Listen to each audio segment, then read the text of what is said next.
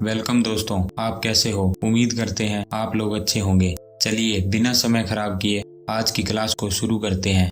आज की क्लास का पहला प्रश्न, ड्रॉप कैप के लिए आप अधिकतम कितनी लाइनें निर्धारित कर सकते हैं? Option A 5, option B 10, option C 15, option D 20। दोस्तों ऑप्शन ए, सी और डी MS वर्ड से रिलेटेड नहीं होते, इसलिए इस प्रश्न का उत्तर ऑप्शन बी है। इस उत्तर को चेक करने के लिए इसका प्रैक्टिकल करते हैं। अपने कंप्यूटर पर माइक्रोसॉफ्ट वर्ड लॉन्च करें, एक नया डॉक्यूमेंट ओपन करें या फिर पहले से बने हुए डॉक्यूमेंट का उपयोग करें जहां आप ड्रॉप कैप डालना चाहते हैं। दोस्तों ड्रॉप कैप लगाने के लिए डॉक्यूमेंट में थोड़ी सी लाइंस में टेक्स्ट होना चाहिए। यूजर MS वर्ड में रैंडम प्लेस होल्डर टेक्स्ट को जोड़ने के लिए लोरेम इप्सम नाम की सुविधा का उपयोग कर सकते हैं। कर्सर को वहां रखें जहां random place holder text insert करना चाहते हैं, फिर टाइप करें = लोरेम के बाद में राउंड ब्रैकेट लगाएं। यह फॉर्मूला वर्ड को लोरेम इप्सम टेक्स्ट का एक रैंडम पैराग्राफ लिखने का निर्देश देता है। फिर एंटर की प्रेस करें। इसके बाद में उस पैराग्राफ को सिलेक्ट करें जहां आप ड्रॉप कैप जोड़ना चाहते हैं। जैसे मैंने पहला पैराग्राफ सिलेक्ट कर लिया, फिर इंसर्ट टैब पर जाएं। इसके बाद में टेक्स्ट ग्रुप में ड्रॉप कैप पर क्लिक करें, फिर ड्रॉप कैप ऑप्शंस पर क्लिक करें। इसके बाद में ड्रॉप कैप का डायलॉग बॉक्स ओपन हो जाएगा। डायलॉग बॉक्स में से ड्रॉप्ड या इन मार्जिन को चुनें। ड्रॉप कैप के डायलॉग बॉक्स में देखें कि लाइंस टू ड्रॉप में 3 लिखा हुआ आ रहा है, जो ये बता रहा है कि बाय डिफ़ॉल्ट लाइंस की वैल्यू 3 होती है। अब इस 3 की जगह पर 11 लिखें। जैसे ही मैंने 11 लिखा तो मेरे सामने एक नया अलर्ट बॉक्स ओपन हो गया, जिसमें ये लिखा हुआ है कि the number must be between 1 and 10। इसका मतलब है कि यूज़र मैक्सिमम 10 लाइंस तक ही ड्रॉप कैप लगा सकता है। इसके बाद में मैंने ओके पर क्लिक कर दिया। फिर मैंने लाइंस टू ड्रॉप में 10 लिखा तो डॉक्यूमेंट में 10 लाइन तक ड्रॉप कैप लग गई, इसलिए इसका उत्तर ऑप्शन बी सही है। आज की क्लास का अगला प्रश्न, आप ड्रॉप कैप के लिए लाइनों की डिफ़ॉल्ट संख्या क्या निर्धारित कर सकते हैं?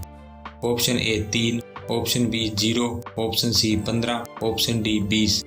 दोस्तों ऑप्शन बी, सी और डी MS वर्ड से रिलेटेड नहीं होते, और जैसा कि लास्ट क्वेश्चन में जब ड्रॉप कैप का डायलॉग बॉक्स ओपन किया था तब आपको बताया था कि बाय डिफ़ॉल्ट लाइंस की वैल्यू 3 आ रही थी।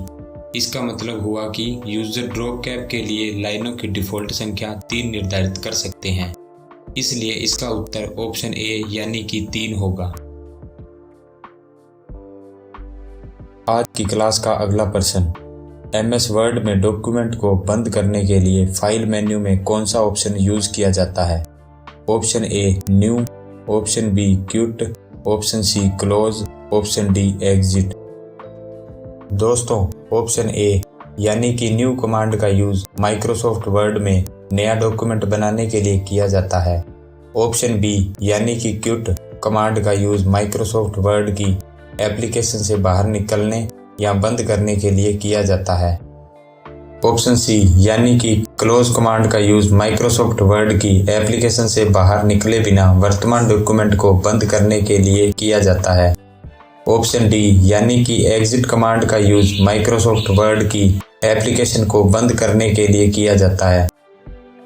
दोस्तों एक चीज़ का ध्यान रखें, जैसा कि आपको फोटो में दिख रहा है कि ऑफिस 2013 से पहले यानी कि ऑफिस 2010 तक एग्जिट कमांड होती थी, लेकिन ऑफिस 2013 और इसके बाद में आए सभी नए वर्जन में एग्जिट कमांड नहीं होती है, इसलिए इस प्रश्न का उत्तर ऑप्शन सी सही है।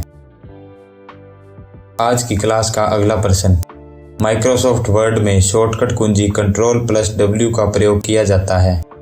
Option A open the print dialog box, option B update the current web page, option C close the current window, option D click file save as.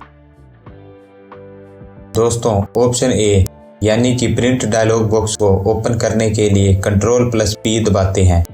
Option B यानी कि करंट वेब पेज को update करने के लिए Ctrl+R या फिर Ctrl+F5 की दबाते हैं। ऑप्शन सी यानी कि करंट विंडो को क्लोज करने के लिए Ctrl+W की दबाते हैं। ऑप्शन डी यानी कि सेव एज के लिए F12 की दबाते हैं। इसलिए इस प्रश्न का उत्तर ऑप्शन सी है। आज की क्लास का अगला प्रश्न, माइक्रोसॉफ्ट वर्ड में एक्टिव डॉक्यूमेंट को बंद करने की शॉर्टकट की क्या है? Option A Ctrl+F4, option B Shift+F4, option C Ctrl+Shift+F4, option D none of above. दोस्तों, ऑप्शन ए यानी कि Ctrl+F4 का यूज़ माइक्रोसॉफ्ट वर्ड में वर्तमान डॉक्यूमेंट की विंडो को बंद करने के लिए किया जाता है। ऑप्शन बी यानी कि Shift+F4 का यूज़ माइक्रोसॉफ्ट वर्ड में अंतिम फाइंड क्रिया को दोहराने के लिए किया जाता है। ऑप्शन सी यानी कि Ctrl+Shift+F4 का यूज़ माइक्रोसॉफ्ट वर्ड में ऑटोमेटिकली टेबल ऑफ कंटेंट्स तैयार करने के लिए किया जाता है। इसलिए इस प्रश्न का सही उत्तर ऑप्शन ए है। इस उत्तर को चेक करने के लिए इसका प्रैक्टिकल करते हैं। ये मेरे सामने MS वर्ड का एक्टिव डॉक्यूमेंट है। अब इस एक्टिव डॉक्यूमेंट को बंद करने के लिए मैं कीबोर्ड में Ctrl+F4 की प्रेस करता हूँ। जैसे ही मैंने कीबोर्ड में Ctrl+F4 की प्रेस की, वैसे ही MS वर्ड का एक्टिव डॉक्यूमेंट क्लोज हो गया। इसके अलावा दो और ऑप्शन हैं जिसके द्वारा MS वर्ड का एक्टिव डॉक्यूमेंट क्लोज हो सकता है। चलिए उन ऑप्शन को भी देख लेते हैं। फिर नई फाइल ओपन करें, फाइल टैब में जाएं, फिर क्लोज वाला ऑप्शन चॉइस करने से MS वर्ड का एक्टिव डॉक्यूमेंट क्लोज हो जाता है। और फिर से दोबारा नई फाइल ओपन करें। इसके बाद में जैसे ही मैंने कीबोर्ड में Ctrl+W को प्रेस किया, वैसे ही दोबारा ओपन की गई फाइल क्लोज हो गई। इसलिए इसका सही उत्तर Ctrl+F4 है। अगर आपने पिछली क्लास नहीं देखी है तो इसका लिंक डिस्क्रिप्शन में दिया गया है।